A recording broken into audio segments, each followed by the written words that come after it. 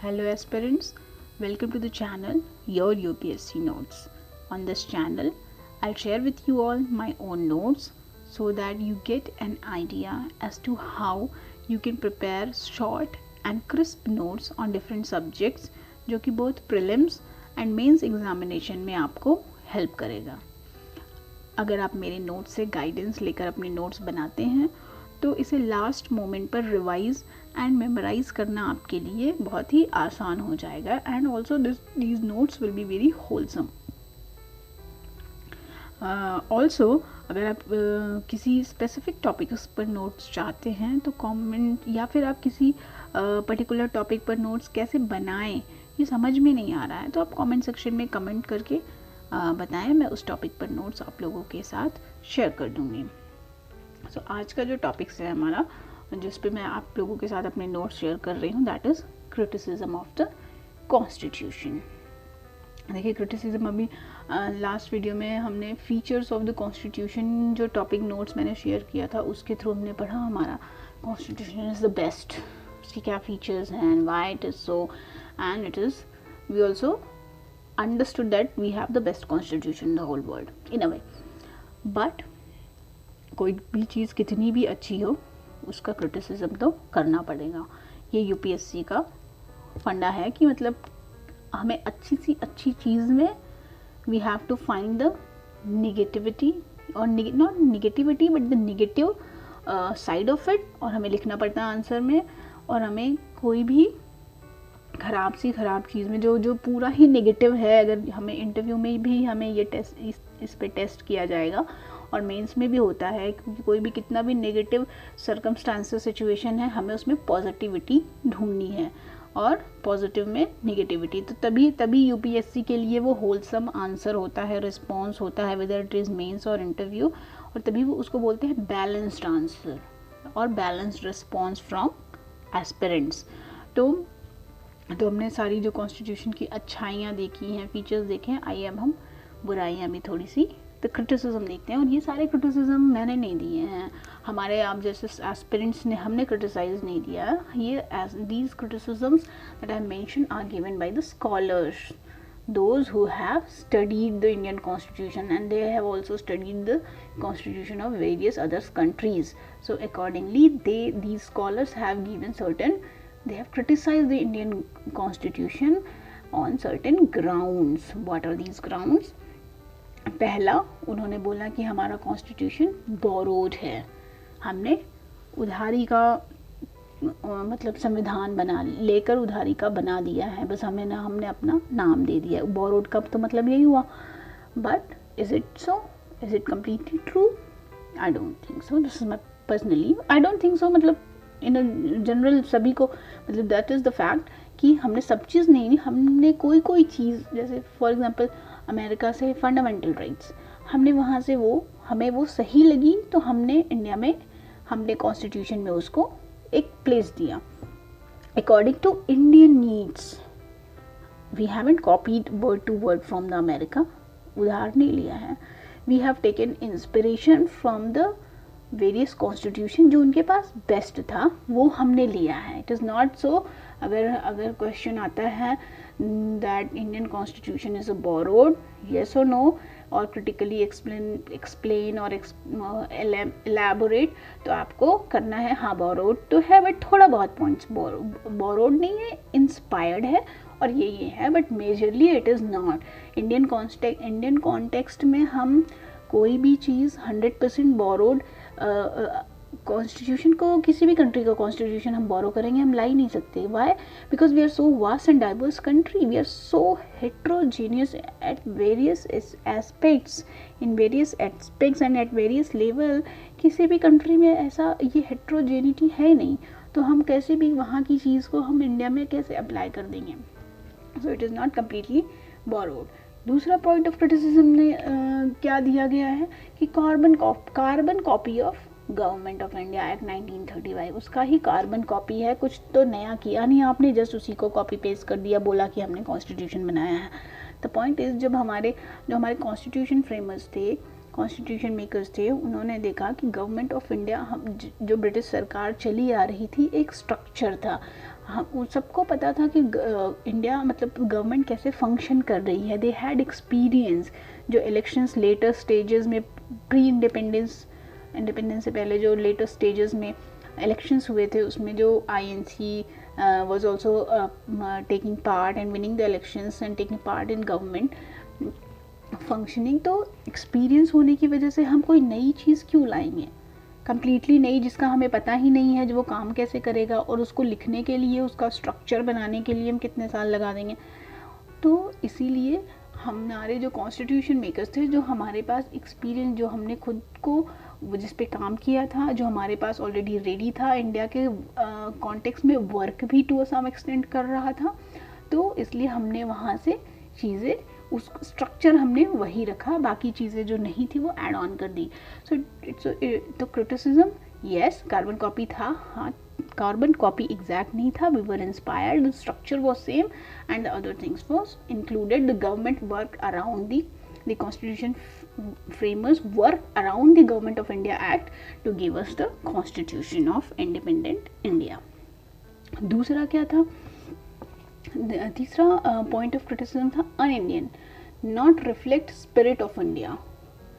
मतलब इंडिया की तो कुछ स्पिरिट ही नहीं रिफ्लेक्ट कर रहा है, इसमें तो इंडिया की आत्मा ही नहीं है, ये पूरा अन इंडियन है constitution. An Indian in sense जो फंडामेंटल राइट्स की बात की गई है, या बहुत सारी ऐसी चीज़ें जो इंडिया में क्या था, इसके पहले तो सरकार नहीं थी ना हमारे इंडिया में, जो किंग्स का रूल था, छोटे छोटे पार्ट्स में country was fragmented, not divided, I would say fragmented. Her area का, हर जगह का अपना एक राजा होता था, वो उसको रूल करता था, ठीक है, कंट्री को रूल करता था।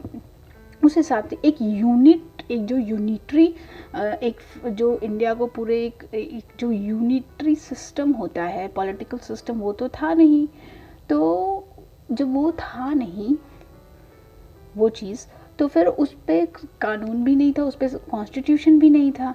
तो जब एक कॉन्स्टिट्यूशन आया जो सबको लेकर आया, जो कॉन्स्टिट्यूशन जब फ्रेम किया जा रहा था, तो उसमें जो राजाओं का क्या था, उनका अपना जो एक इंडियन स्पिरिट था कि हाँ मंदिर के लिए एक रूल, पूजा पाठ करनी है, तो उसके अकॉर्डिंग छोटी छोटी चीज़ वो अपना अपना लोकल डील कर रहे थे, लोकल लॉज, लोकल रूल्स थे।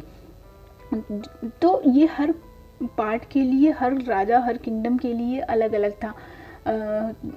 या जो ब्रिटिश टाइम में जमींदार थे या ब्रिटिश गवर्नमेंट थी, बट जब इंडिया आज़ाद हुआ तो वो तो चले गए, सारे राजाओं को और ये सब तो हटा दिया गया। एक unitary government I, in sense एक गवर्नमेंट आई, सरकार आई जो सेंटर पे आई, देन स्टेट गवर्नमेंट्स आए। तो अब ये जो मॉडर्न तरीके से कॉन्स्टिट्यूशन है वो मॉडर्न तरीके से बनाया गया, फंडामेंटल राइट्स की बात की गई, स्टेट मतलब गवर्नमेंट की रिस्पॉन्सिबिलिटी की बात की गई है, लोगों को इलेक्शन का राइट दिया गया है। राजाओं के टाइम पे कौन सा इलेक्शन होता था, कुछ नहीं होता था, वो अपनी हेरिडिटरी, राजा उनका बेटा, राजा का बेटा राजा, राजा का बेटा राजा, तो ये चलता था। बट इलेक्शन की बात की गई, सभी को वोट करने का अधिकार दिया गया। तो ये सब बहुत ही मॉडर्न, बहुत ही उस टाइम पे जब हमारा देश आज़ाद हुआ था उस टाइम के अकॉर्डिंग ये बहुत ही मॉडर्न, बहुत ही फ्यूचरिस्टिक सोच थी हमारे कॉन्स्टिट्यूशन को, वो सारे अधिकार हमें दिए थे। तो लोगों ने ये क्रिटिसाइज़ किया कि इसमें इंडिया की तो आत्मा नहीं है, ये तो बहुत ही वेस्टर्न थॉट है। बट आज हम सभी जानते हैं हमारे जो हक हैं, हमारे जो अधिकार जो हमें मिले हैं, जो इसकी वजह से हम आज आवाज़ उठा सकते हैं, जिसकी वजह से एक कोई भी आम इंसान जाके सरकार का हिस्सा बन सकता है, वो इस कॉन्स्टिट्यूशन की वजह से ही बन सकता है। So though they at that time it was said it does not reflect the spirit of India, but now India ने constitution को अपनी, I would say it's otherwise, India ने constitution को अपनी आत्मा बना ली है। Now the constitution has become the spirit of India, and now it definitely reflects the spirit of India. It has become the spirit of India. Now the fourth point of criticism was un-Gandhian, मतलब इसमें Gandhian values नहीं है, not built upon इसका मतलब क्या था, मैंने जिस यहाँ छोटा सा लिख लिया है कि अनगांधीयन बोले तो आप क्या लिखोगे, आपको ध्यान ही नहीं आएगा अनगांधीयन का क्या मतलब होता है भाई, इसलिए छोटा सा आप इतना लिख लोगे तो आप पूरा इसको एलैबोरेट कर सकते हो कि not built upon panchayat. Not built upon panchayat का मीन होता है गांधी का क्या फॉर्मूला था, तो जो हमारे महात्मा गांधी थे वो चाहते थे कि बॉटम अप अप्रोच हो, bottom up approach of development हो, तो जिसमें गांव में छोटे छोटे गांव में कुटीर उद्योग हो और फिर वहाँ से जो सामान बने ऐसे ऊपर तक जाए, गांवों में इंडस्ट्रियल काम हो, घरों में हो, फैक्ट्रियाँ छोटी छोटी चलें जो कुटीर उद्योग ये बोलते हैं, तो ऐसे लेके ऊपर तक विकास हो, ये गांधी का फॉर्मूला था। बट जो गवर्नमेंट बनी उन्होंने क्या किया, टॉप डाउन अप्रोच फॉलो किया ऑफ द इकोनॉमिकल डेवलपमेंट का। और सरकार का भी गांधी चाहते थे कि जो सरकार हो, जो लोकल गांव की अपनी सरकार हो, वो अपना फैसले ले, बट ऊपर से नहीं आए ऑर्डर्स, ऊपर से वैसे नहीं हो कि जो मतलब सेंटर में बैठ के यहाँ के लोग, वहाँ के सेंटर में जो बैठा है उसको कैसे पता चलेगा कौन से गांव में क्या है। तो गांधी हमेशा in every aspect he wanted bottom up approach, नीचे से ऊपर तक जाने के लिए डेवलपमेंट होना चाहिए, but the government adopted top down approach. तो ये एक पॉइंट ऑफ क्रिटिसिज्म था कि गांधी की ये अनगांधीयन है, गांधी की बात नहीं मानी गई, पंचायत और ये सब तो हुए नहीं, but though later the constitution was amended, तो राजीव गांधी ने जो PRIs को उस पर वर्क किया इंट्रोड्यूस करने के लिए, तो हम फाइनली गांधीयन वैल्यूज़ भी आ गई हैं, तो पंचायती राज भी इसमें आ गया है। तो ये तो with time this has been change, point of criticism. Now the other point of criticism was elephantine size. उन्होंने बोला भाई जो क्रिटिसाइज़ करने के लिए ये तो एलिफेंटाइन साइज है, दैट मीन्स कि मतलब बहुत ही बल्कि है, बहुत बड़ा कॉन्स्टिट्यूशन है, बहुत इसमें इतनी सारी चीज़ें हैं, ये कॉन्स्टिट्यूशन इतना नहीं, ऐसे नहीं होना चाहिए, कॉन्स्टिट्यूशन बहुत ही शॉर्ट होना चाहिए एंड जो इजीली अंडरस्टैंडेबल होना चाहिए। किसी को कुछ समझना है तो पूरी इतना मोटा कॉन्स्टिट्यूशन पढ़ेगा तो उसको देश के बारे में समझ में आएगा, बट नहीं, मुझे लगता है अगर हम प्रियम्बल भी पढ़ लें तो हमें पूरा कॉन्स्टिट्यूशन वहीं से आइडिया लग जाएगा कि हमारा कॉन्स्टिट्यूशन किस चीज़ के बारे में है। तो एलिफेंटाइन साइज है, yes it is bulky, but why it is bulky, because of the vastness of the country, because of the diversity of its people, because of the various levels of development of the people in terms of economic circumstances। तो इन सब चीज़ों को जब आप 10 लोगों के लिए खाना बनाएंगे वो छोटे बर्तन में बन जाएगा, बट आप जब शादी में 500 लोगों को, 1000 लोगों को बुलाएंगे तो उसके लिए तो बड़े बर्तन चाहिए ना। तो जब इंडिया, तो दूसरी कंट्रीज़ में क्या होता है, जो कम लोग होते हैं और होमोजीनियस होते हैं, एक ही तरह के लोग होते हैं, वो एक ही तरह का खाते हैं, एक ही तरह का पहनते हैं, एक ही लैंग्वेज बोलते हैं, तो उनके लिए तो फिर आप तो 2 पेज में कॉन्स्टिट्यूशन बना दोगे, उनका तो वो भी चलेगा। But India being a big country, very large country, very heterogeneous, very diverse, तो इसके लिए तो और सबको हमें एकोमोडेट करना है। आई थिंक ये बहुत बड़ा चैलेंज था जो हमारे constitution framers, they were really very visionary and very intelligent all of them, कि उन्होंने इतना अच्छा कॉन्स्टिट्यूशन हमें दिया है जो आज तक it stands validated and it will stand true, I think, in the time like times to come. So elephant in size, yes है, but क्यों है, that is the reason, because of the diversity. And the next point of criticism was it was the paradise of the lawyers. Yes, it was paradise of the lawyers because Constituent Assembly में जो बहुत सारे लोग थे वो lawyers थे, और क्योंकि ज़्यादा एजुकेशन तो थी नहीं, लिटरेसी ज़्यादा नहीं थी, डिफरेंट फील्ड्स, और ब्रिटिश ने तो वैसे भी हमारा सब काम ख़राब कर दिया हुआ था, तो एजुकेशन बहुत ज़्यादा नहीं थी, डिफरेंट एवेन्यूज़ नहीं थे जिसमें लोग बच्चे पढ़ सके। कुछ जो लोग जो पढ़े लिखे लोग थे, कुछ निकल के आ रहे थे, they were lot of them were lawyers, and incidentally they all became the part of the freedom movement, and then eventually वो कॉन्स्टिट्यूशन फ्रेमिंग में भी वो आए. तो अब इतने सारे लॉयर्स होंगे तो फिर obviously it was the paradise of the lawyers. Industrialist बहुत कम थे, you know, industrialists, doctors, academicians, the other kind of people, I think, nominal or maybe no. If you study each and every profile of each and every individual of the constitution framers, it will be difficult to find. Most of them were lawyers or politicians, leaders. So yes, it was, and there was the reason I have explained क्यों था.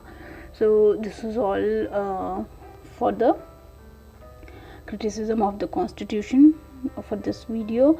I would request all of you to please like, share and subscribe my channel. It will really help me. आपका बिल्कुल time नहीं लगेगा एक like button और subscribe button press करने में, but it will help the YouTube algorithm to reach this video or these kind of videos to other students who need it, who need this help. So please like, share and subscribe my channel. See you in the next video. Love you all.